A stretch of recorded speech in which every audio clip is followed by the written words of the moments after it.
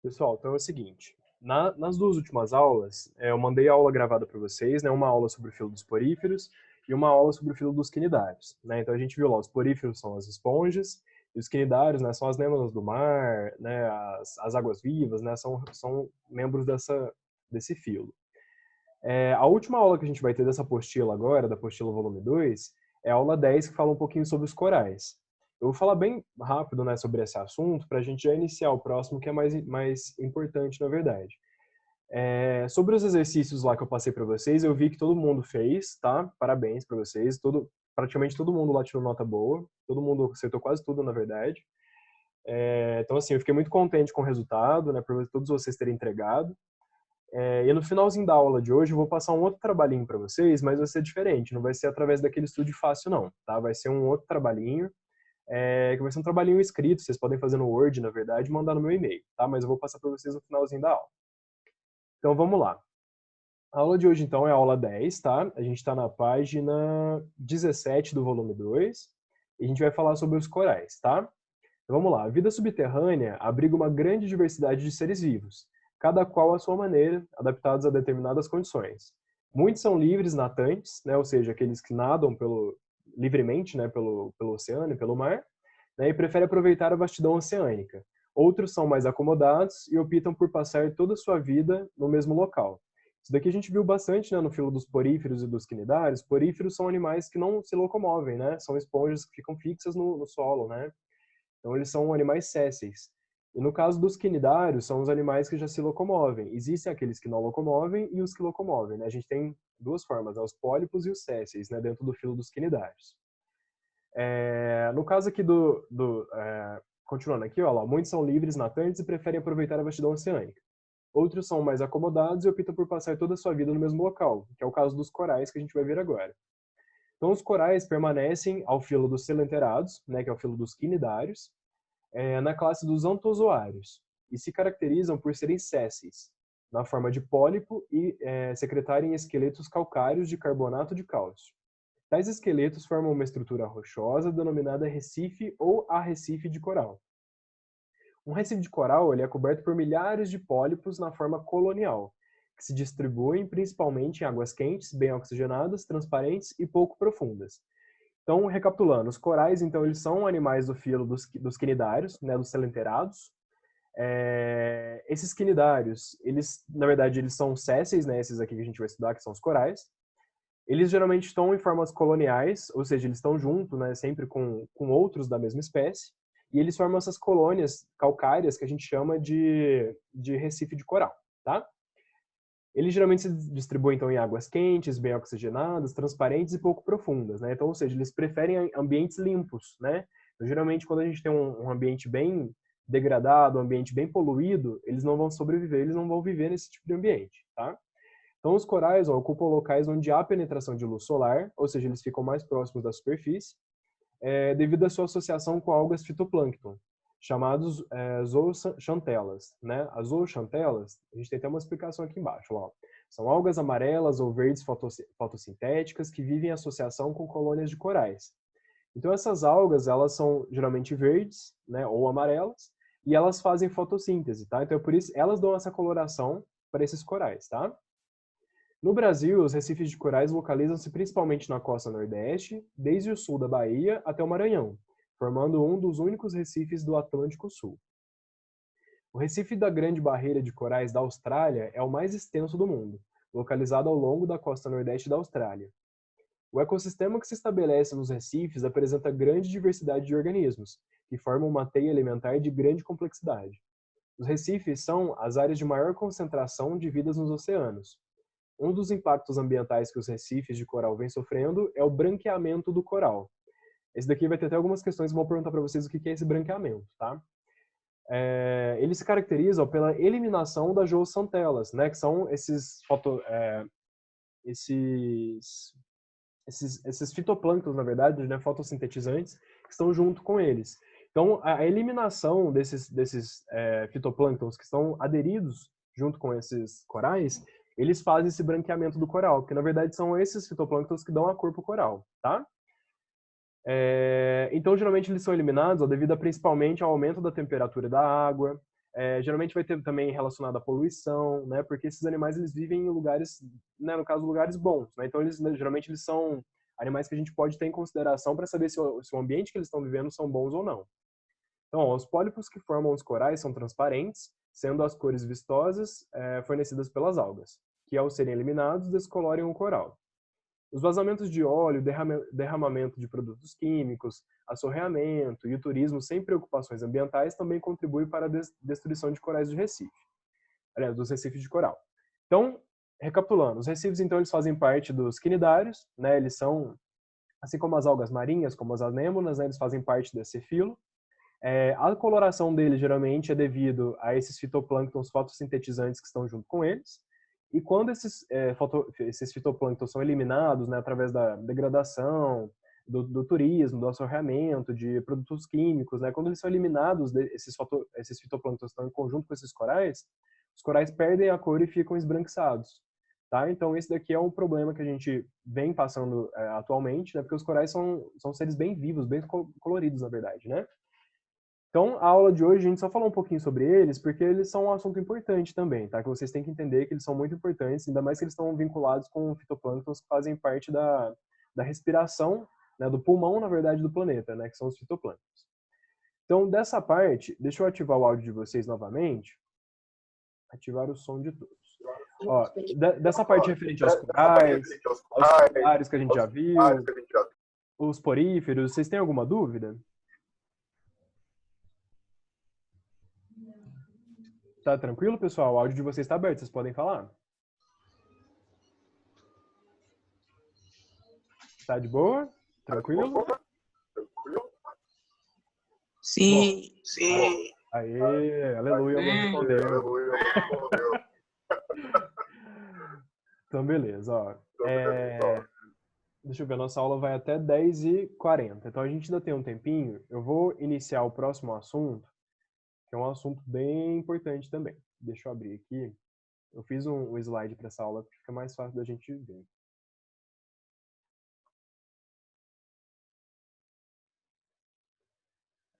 Cadê?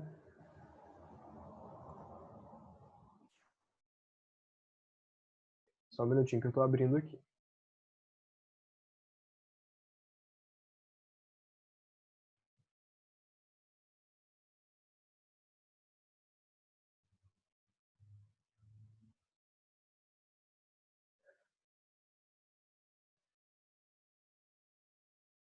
Pessoal, a nossa próxima aula agora que a gente vai assistir vai ser sobre o filo dos plateumintos, tá?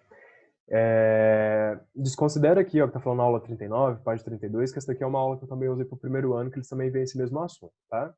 No caso de vocês, ó, o filo dos plateumintos, a gente vai assistir na aula, deixa eu ver, aqui ó, no capítulo 4, no volume 3, tá? Tá na página 5 aqui da minha apostila, não sei se é a mesma página de vocês, tá?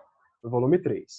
O filo dos plateumintos é o filo dos vermes achatados que a gente vai dar continuidade. Então, até agora a gente viu o filo dos poríferos e o filo dos quinidários, tá? A gente viu o filo das esponjas e o das anêmonas do mar. Agora a gente vai ver aqui o filo dos plateumintos, tá? Então, iniciando, as características gerais deste filo. Então, aqui, a gente tem animais de corpo achatado, que são animais que têm simetria bilateral. Recapitulando, né? O que é a simetria bilateral? A simetria bilateral, a gente vai ter noção dela a respeito da divisão corporal desse animal. Por exemplo, a gente tem 3 animais aqui que tem essa simetria bilateral. Então, se a gente cortar, esse primeiro animal aqui é um animal desse filo dos plateumintos, tá? É uma planária. Se a gente cortar esse animal aqui no meio, a gente vai ter 2 lados iguais, o lado esquerdo e o lado direito. Isso significa que ele tem uma simetria bilateral. Agora, se a gente fizesse um corte aqui no meio e os 2 lados não fossem iguais, eles não teriam essa simetria, tá? Então, a simetria bilateral está relacionada aos cortes anatômicos, né? Quando a gente consegue cortar esse animal em 2 lados iguais, ele tem a simetria bilateral. Esses animais, eles são triblásticos, ou seja, eles têm 3 tipos de tecidos embrionários. Eles vão ter a ectoderme, que é o tecido mais externo, a mesoderme, que é o tecido mais interno, e a endoderme, que é o tecido que reveste o trato digestório. Então, ele tem 3 tipos de tecidos. Esses animais, eles vão ser acelomados, né? O que significa ser acelomados? Acelomados significa que eles não têm nenhum tipo de cavidade dentro do corpo deles para abrigar os órgãos, né? Então, aqui onde está esse tecido roxo, ó, que é a mesoderme, Vocês estão vendo aqui que, no caso, toda a parte interna aqui, ó, é revestida por essa mesoderme. Né? Então, ele não tem nenhum tipo de cavidade ali, onde vai ter, por exemplo, um pulmão, um rim, um coração. Né? Ele não tem nenhum tipo de cavidade aqui. Então, por ele não ter nenhum tipo de cavidade, o revestimento interno dele ser todo completo aqui por mesoderme, eles são considerados acelomados. Esses animais aqui, as planárias, que a gente vai ver também, eles são animais que têm cefalização, ou seja, eles são os primeiros animais que vão ter aqui um tipo de sistema nervoso bem localizado mais próximo da cabeça. Né? Então, esse sistema nervoso ele vai ser composto ó, por gânglios anteriores, ligados a cordões nervosos longitudinais. A gente vai ver mais específico isso depois. Eles vão ter o sistema digestório incompleto, porque esses animais apresentam apenas a boca. Então, esses animais eles não têm um ânus, né, para fazer excreção. Eles são animais sem esqueleto, eles não têm respiração, né, eles não têm um sistema respiratório e não têm um sistema circulatório. Né? Então, eles ainda são animais bem simples, né, eles são bem simples mesmo, porque eles são dos primeiros filos, né, assim como os poríferos, os quinidários que a gente assistiu. E o sistema excretor, então, desses animais, né, como eles não têm um ânus, eles vão ter um outro tipo de sistema excretor. Eles têm uns túbulos denominados protonefrídeos, né, que são com células flamas que vão fazer esse tipo de excreção. Mas eu vou explicar mais detalhado também. Então, essas aqui são as características gerais. Tá? Todos os animais desse filo possuem essas características. Algumas outras características também são essas. Ó. Todos os animais desse filo vão ser geralmente hermafroditas, ou seja, todos eles vão apresentar o sexo masculino e o sexo feminino no mesmo corpo. A reprodução deles pode ser sexuada ou assexuada por divisão transversal, né? Ou seja, na sexuada pela divisão transversal é o seguinte, quando a gente tem um animalzinho bonitinho aqui, se a gente fizer um corte nele, aqui no meio do corpo dele, ele vai se dividir em dois novos animais, né? Ele vai se regenerar e vai se dividir em dois novos animais. Então isso é a reprodução assexuada. A reprodução sexuada vai ser desse formato aqui, ó. Como os dois animais são hermafroditas, os dois vão inocular, no caso o gameta masculino, em ambos, né? Então os dois animais vão ser fecundados e os dois animais vão ficar grávidos, né? Não é bem essa palavra, né? É prenho no caso, né? Então os dois animais vão ter uma prole. Aqui no caso eles podem ter o desenvolvimento direto ou indireto. O desenvolvimento direto quer dizer que quando eles vão ter o filhotinho aqui, já vai nascer um filhotinho pronto, né, através do desenvolvimento interno deles. Se for um desenvolvimento indireto, quer dizer que eles vão liberar um ovo com uma larva. E essa larva que vai desenvolver no animal adulto, tá? Mas eu vou explicar mais específico também isso daqui. Então essas são as características gerais, tá? Desses animais, que a gente precisa entender. Esses animais do filo dos plateumintos, eles são classificados em 3 classes. A gente vai assistir a classe dos turbelários, que a gente tem um exemplo que é a planária, a classe dos trematóides, que o exemplo é o esquitossoma, e a classe dos cestóides, que o exemplo que a gente tem é a tênia. Então, a gente tem muitos animais de várias espécies que fazem parte dessas classes, tá? Então, inclusive aqui na imagem, eu trouxe uma imagem para vocês, a gente tem aqui ó, vários exemplos de planárias, tá? Então, são muitos exemplos de animais que estão dentro desse filo. A primeira classe que a gente vai ver são a classe dos turbelários. Então, vamos lá. Os turbelários eles vão ser plateumintos de vida livre, ou seja, são animais que vivem livremente na água, né? Geralmente eles vão viver lá na água marinha ou na água doce, né? Então eles têm animais tanto na água marinha quanto na água doce. O principal representante que a gente tem dessa classe vai ser a planária, que é esse animalzinho aqui da imagem, ó. Então ele é um animalzinho bem simples, tá? Ele não tem tantos sistemas. Ele até parece que tem 2 olhinhos bonitinhos aqui, mas eles não são bem olhos, tá? Vamos ver como que é a anatomia desse animal. Então, ó, ele vai ter um corpo geralmente alongado e achatado. Ele vai apresentar aqui na cabeça ocelos, que são os olhos desses animais. Né? Por que eles não são considerados realmente olhos? Né? A gente chama eles de ocelos. Porque os olhos deles são bem primitivos. Né? Esses animais, eles vão ter os olhos bem pequenininhos. Né? São olhos que geralmente não vão identificar formatos. Geralmente esses olhos aqui vão identificar mais iluminação. Eles vão identificar, por exemplo, se tem alguma forma na frente deles. Mas eles não veem cores, eles não veem coisas muito específicas, tá? Então, no caso aqui, esses animais eles têm uma visão mais limitada. Eles vão possuir um sistema nervoso ó, formado por gânglios. Esses gânglios nervosos ó, vão estar aqui próximo aos olhos deles. E esses gânglios nervosos são ligados aqui com um cordão nervoso que percorre o corpo todo. Ó. Então, toda essa ramificação marrom aqui ó, seria o cordão nervoso desses animais. Então, ele tem um sistema nervoso, é primitivo, mas eles têm, tá? Eles vão ter uma cavidade digestiva, que vai ser toda essa cavidade em amarelo. Tá? Essa cavidade digestiva aqui, ela é ligada no corpo todo, porque esse animal ele não tem um sistema digestivo completo. Né? Então, ele precisa ter essa cavidade digestiva pelo corpo todo para ele poder transmitir os nutrientes dos alimentos que eles ingerem. Tá? E geralmente ele vai ter uma boca que fica aqui no meio do corpo dele. Essa boca, ó, se a gente olhar nessa imagem aqui de baixo, ó, a boca ela é interligada aqui com uma faringe protráctil. Né? O que significa? Essa faringe ela consegue sair para fora do corpo desse animal e forma como se fosse um canudo, onde ele consegue fazer a sucção. Né? E na ponta aqui estaria a boca. Se a gente analisar novamente aqui a imagem do corpo dele, a gente vai ter lá a ectoderme, que é o tecido mais externo, a mesoderme, que é o tecido aqui intermediário, e a endoderme, que é o tecido que fica mais internamente. Né? E a endoderme aqui, ó, ela vai estar revestindo essa cavidade digestiva desse animal, tá? Então essa daqui é a anatomia de uma planária, tá? De um plateuminto.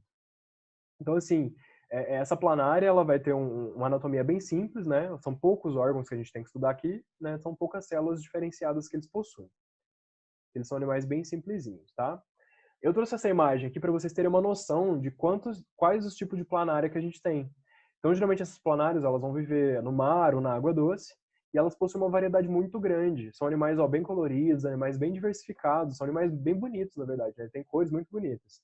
Então, esses animais eles são bem diversificados, tá? Então, dentro aqui dessa classe, dessa primeira que a gente está vendo, que é a classe dos turbelários, a gente vai ter vários tipos de planárias e todas elas vão ter geralmente essas características que eu falei para vocês. O que vai mudar geralmente aqui vai ser a coloração, um pouco o tamanho, né? Mas existem planárias bem bonitas. Então essas planárias elas vão ser animais carnívoros, tá? Então elas vão se alimentar de pequenos invertebrados, vão se alimentar também de animais mortos no fundo da água. Geralmente essa presa, esse animal que ele vai ingerir, vai ser por sucção através da faringe. Então aqui nesse desenho ao lado, a gente tem aqui, ó, a boca desse animal fica bem aqui no meio do corpo dele, né, ligado aqui com uma faringe. Ele consegue fazer essa faringe sair do corpo, né, ele consegue fazer com que essa faringe saia e ela vira como se fosse um canudo, onde ela consegue fazer a sucção desses animais, desses invertebrados que estão no fundo do mar. A digestão geralmente ela vai começar extracelular, né, e os fragmentos alimentares resultantes dessa primeira alimentação extracelular, em seguida vai ser fagocitado pela parede intestinal, onde vai ocorrer a digestão intracelular, ou seja, digestão dentro do corpo dele. Os restos não aproveitados dessa alimentação, geralmente eles vão eliminar através dessa própria boca, né? Como eles não têm um ânus, né, um sistema digestório completo, eles têm apenas a boca, geralmente eles eliminam esses restos através dessa própria boca. E aqui na imagem, vocês podem perceber que esses animais eles têm uma outra estrutura aqui na frente, que chama aurícula. Essa aurícula é um quimiorreceptor sensitivo. Ou seja, além deles terem os ocelos, que são os olhos que eles conseguem, né, ter uma visão mais primitiva, eles têm essa aurícula, que é um quimiorreceptor que eles conseguem perceber melhor os sentidos, por exemplo, de vibração da água, um pouco às vezes do olfato, né? Então esses quimiorreceptores ajudam nesse setor, tá? Sobre a reprodução, né? Geralmente a respiração. A respiração desses animais, eles não têm pulmão, eles não têm brancas, né? Eles não têm um sistema respiratório. Então a respiração nesses animais vai ocorrer por difusão, né? Através da própria epiderme deles, através da pele. Eles vão fazer uma troca gasosa através da pele, onde eles vão conseguir respirar. A excreção, a gente vai ter aqui então um canal excretor, que é o que eu tinha falado para vocês anteriormente. Eles não têm um ânus, mas eles têm alguns canais excretores. Então, todos os fluidos corporais que eles têm no corpo deles, né, dos alimentos que eles digerem, eles vão filtrar com essa célula aqui, ó, que chama célula flama. Então, essa célula flama, ela possui alguns cílios aqui que ela consegue filtrar e movimentar esse fluido dentro do corpo do animal. E depois que ela filtra aqui, o que não é necessário para esse animal, ela pode expelir aqui através desse póreo excretor. Então, são vários poros que ele tem no corpo todo que ele pode fazer essa excreção. E essa célula flama aqui, ela é bem específica desse animal, tá? Então ela é uma célula que vai filtrar primeiro esse resíduo e depois com os cílios aqui ela vai bater os cílios fazendo com que esse resíduo saia pelo poro. E sobre a reprodução, é o que eu falei para vocês, existem a reprodução assexuada, que seria através de corte transversal. Então, por exemplo, eu posso cortar esse animal aqui em até 3 partes. Eu posso cortar aqui próximo da cabeça, cortar o tronco e cortar a cauda. As 3 partes que eu cortei vão formar novos animais, né? Então ele tem uma regeneração incrível, onde ele consegue regenerar um corpo inteiro através de apenas uma parte do corpo dele. Então, através desse corte aqui ele consegue fazer 2 animais novos, né, que seria a reprodução, então, assexuada. E depois a gente tem a reprodução sexuada, que geralmente vai ser em conjunto, né, 2 animais eles vão fazer essa reprodução, e como os 2 animais são hermafroditas, os 2 vão ser fecundados e os 2 vão ter os filhotinhos. Então, eles podem ter o desenvolvimento direto, que vai ser dentro do corpo deles, né? Então, eles já vai ter uma reprodução dentro do corpo, os animais vão ser fecundados, Os embriões vão ficar dentro do corpo e depois eles são liberados para o meio exterior, já no formato mais quase adulto. Ou eles podem ter uma reprodução com desenvolvimento indireto, onde eles vão liberar alguns ovos, né, algumas cápsulas com larvas. E essas larvas podem se desenvolver depois até uma forma adulta, tá? Então eles têm esses dois tipos de reprodução. A próxima classe que a gente vai ver vai ser dos trematóides, mas essa classe aqui eu vou deixar para a próxima aula, porque eu tenho um recadinho para dar para vocês. Vamos lá, sobre os exercícios então da última aula, eu já falei para vocês, né, que todo mundo fez, todo mundo, né, praticamente tirou uma nota legal, né, então todo mundo praticamente foi bem. Agora, para essa próxima aula agora, eu vou deixar um exercício para vocês, na verdade vocês vão ter 2 semanas para fazer. Deixa eu abrir aqui. Cadê? Aqui. Deixa eu compartilhar a outra tela. Aqui. Então é o seguinte, eu vou ativar o áudio de vocês pra gente bater um papo, tá? Só um minutinho que eu vou ativar o áudio de todo mundo. Beleza, o áudio de todo mundo tá ativo, tá? Então é o seguinte, a gente vai ter alguns exercícios agora para fazer para as próximas aulas, tá? Mas na verdade vocês vão ter 2 semanas de prazo para fazer. Então vamos lá, o trabalho que vocês vão fazer vai ser sobre o filo dos poríferos e o filo dos quinidários, que foram as 2 últimas aulas que a gente teve. Né? Então o filo que fala sobre as esponjas e o filo que fala sobre as anêmonas, né? Sobre as águas-vivas. Então é o seguinte, eu vou dar 2 links para vocês, né, de 2 documentários. São documentários bem pequenininhos, tem acho que 20 minutos cada um. Né? Um documentário vai falar sobre o filo dos poríferos, um documentário vai falar sobre os quinidários. O que eu preciso que vocês façam? Vocês vão fazer um resumo desses 2 documentários, né, falando o que vocês entenderam a respeito do filo dos poríferos e do filo dos quinidários. Então o que vocês podem abordar nesse resumo? Vocês podem falar, por exemplo, os animais que compõem esses 2 filos, o que caracteriza um animal fazer parte desse filo, quais as características morfológicas, ou seja, as características corporais dos animais, os hábitos alimentares, reprodução, locomoção. Então vocês podem fazer um apanhado geral, né, desses animais, desses 2 filos, e fazer um resumo.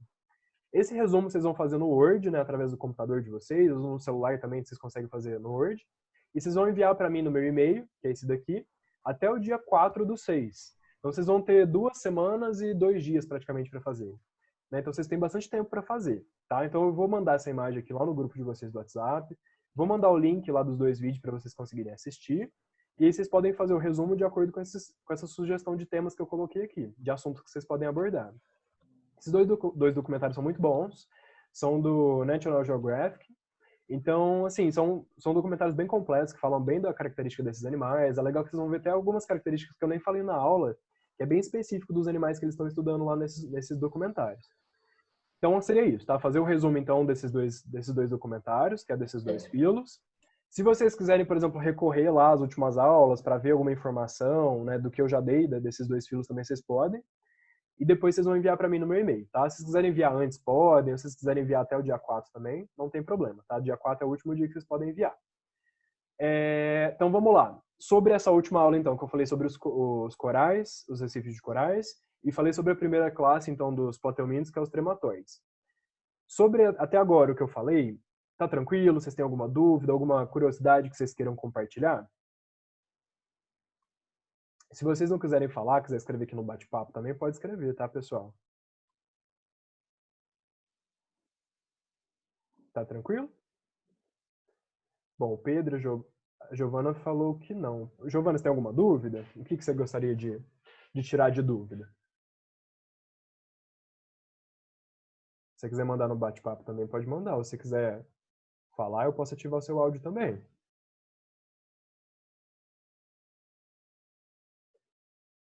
O João também falou que tem nenhuma dúvida. Giovana, você tem alguma dúvida sobre isso? Giovana, você tem alguma dúvida sobre isso?